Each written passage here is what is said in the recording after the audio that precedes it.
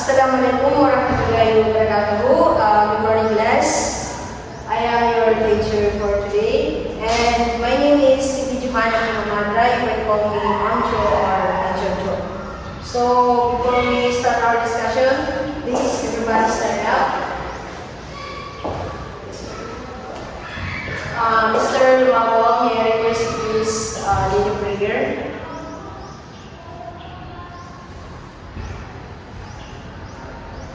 Okay, thank you so much.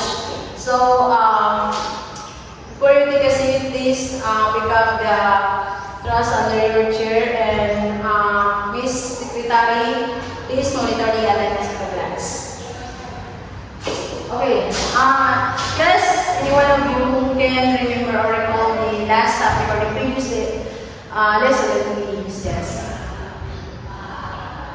Yes, Miss Musa? Okay, very good. It is short story. Okay, class. Now, let me ask you or give you the preliminary activities. It is called What Am I? So, what you have to do is to identify the three sets that I show. First is okay. I will show the three clues, and what you have to do is to identify whether it is a short story, novel, or novelette. Okay? Okay. So the first clue is I am fictional story. What is it, class? Okay. Yes, very good. It is short story. Next clue is I am longer than a short story but shorter. What is it? Yes, very good. It is novelette. Third clue is I am the longest among the three. What is it? Yes, very good. It is novel. Okay, class. Now that I can say that you already understand the last or the previous lesson, so now what comes to your mind when you hear the word novelette? Yes, Mr. Manigola. Okay, very good. Thank you so much. So now, class, our topic today is all about the novelettes. So before we start our discussion, let me introduce first our learning objectives. Our learning objectives is at the end of the lesson, the student should be able to A. Define a novelette, B. Identify the characteristic of novelette, C. Appreciate the importance of reading novelettes. Okay. So now, class, novelette is, it is, yes, very good. It is a fictional story that is longer than a short story, but shorter than a novel. Yes. When you hear the word novelette, it is a fictional story that is longer than a short story, but it is shorter than a novel. Yes, very good. It is a shorter than a novel. So, novelette class is can give the or long enough to give the complete content of the story, but it is not fully detailed. So, for example, if the short story is like a short movies, and the novel is like a long television series, while the novelette is like a 1 hour movie. So, like for example, is it can complete or give the full content of the story in 1 hour. So the difference is the novelette is it gives the complete story and in a very short way, like for example in a 1 hour way. So that is the novelette. So we have the characteristic of the novelette. The first is longer than a short story. Like what I said, that novelette is longer than short story.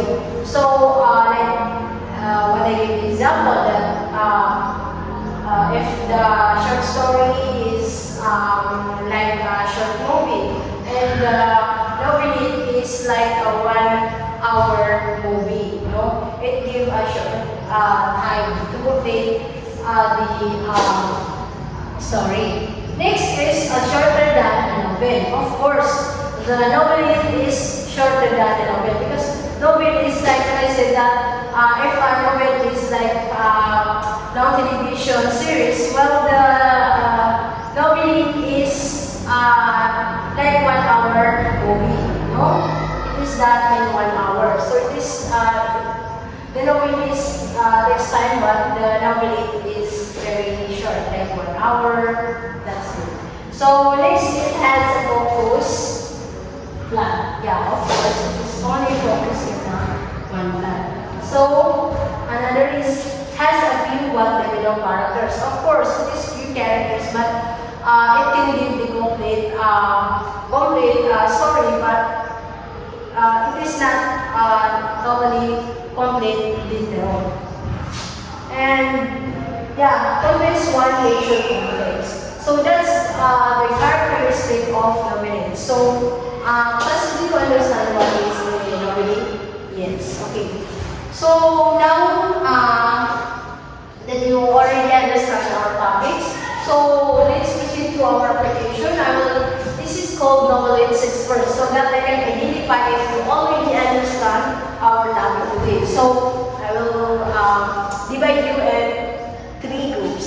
This is group 1, group 2, and group 3. So all you have to do is to pick or choose in your group and one person to present your outputs. I will give you 1 minute.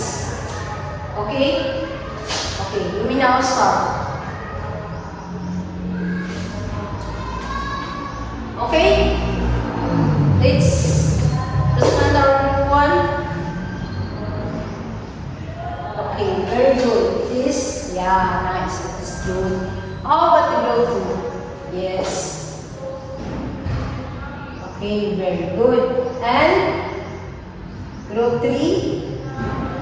Okay, very good. Now that I can say that you already understand our topic, so I will teach your individual understanding. So please everybody get 1 sheet of paper and answer these 10 items assessment.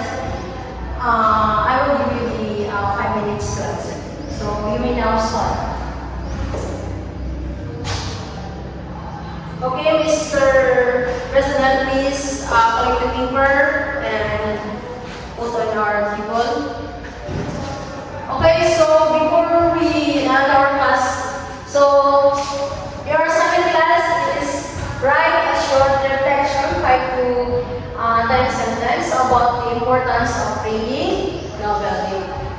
Okay, so I will read the criteria for your assignment class that we have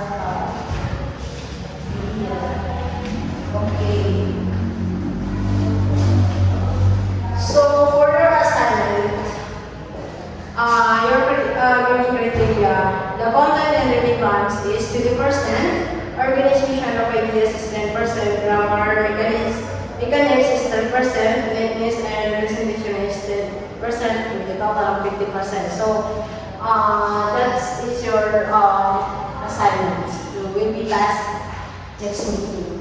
So if you don't have any question, I think that's all for today. Goodbye, class.